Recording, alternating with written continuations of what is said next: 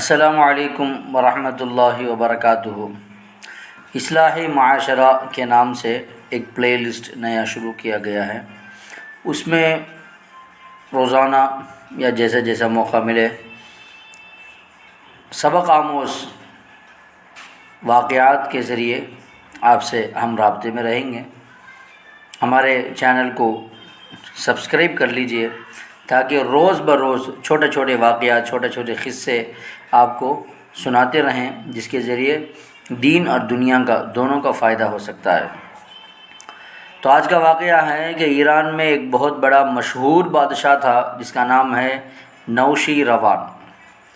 یہ نوشیروان بادشاہ ایک مرتبہ کہیں جا رہا تھا تو راستے میں ایک عمر والے بوڑھے کو دیکھا، تو اس سے پوچھنے لگا، اے بوڑھے تمہارا عمر کیا ہے؟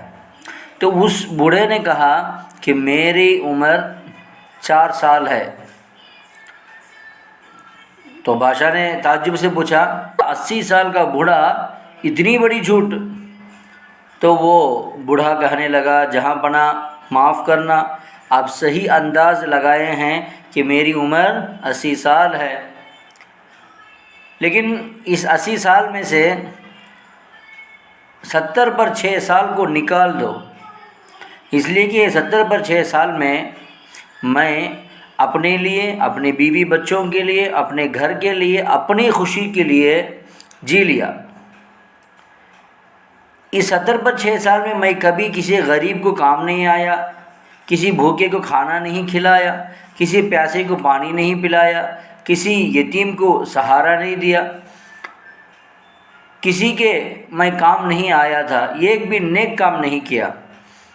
جب مجھے یہ عقل آئی تو وہ کہنے لگا کہ اللہ تبارک و تعالی ہم کو صرف اپنے ہی لیے یہاں پہ نہیں بنایا ہے، ہر ایک انسان دوسرے انسان سے جڑا ہوا ہے، تو ہر ایک انسان دوسرے کے کام آنا چاہیے، ہر ایک انسان دوسروں کے کام آنا چاہیے۔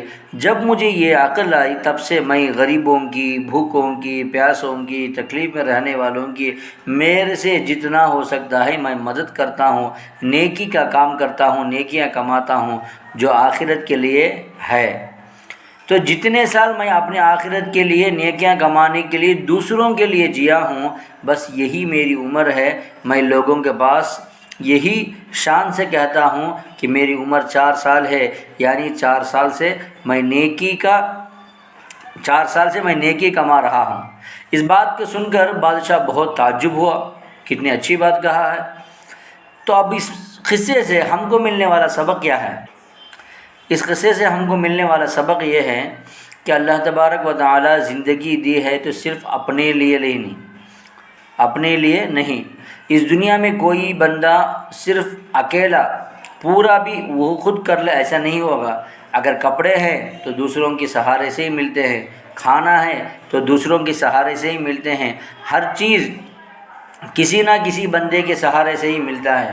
اور اسی طرح دوسروں کے تکلیف میں ہم سہارا بن کے کھڑنا یہ بہت ضروری ہے۔ جو بندہ دوسروں کے لیے سہارا بن کے کھڑتا ہے اللہ اس کے لیے سہارا بن جاتا ہے، جو دوسروں کی مدد کرتا ہے اللہ اس کی مدد کرتا ہے، اور جو نیکیاں کمانے کے لیے اپنی زندگی بسر کرتا ہے اس کی زندگی واقعی میں بہت مبارک زندگی ہے، جو آخرت کے لیے نیکیاں کمانے میں گزارتا ہے۔ اللہ تبارک و تعالی ہم سب کو نیکیاں کمانے والی مبارک زندگی عطا فرمائے۔ وآخر دعوانا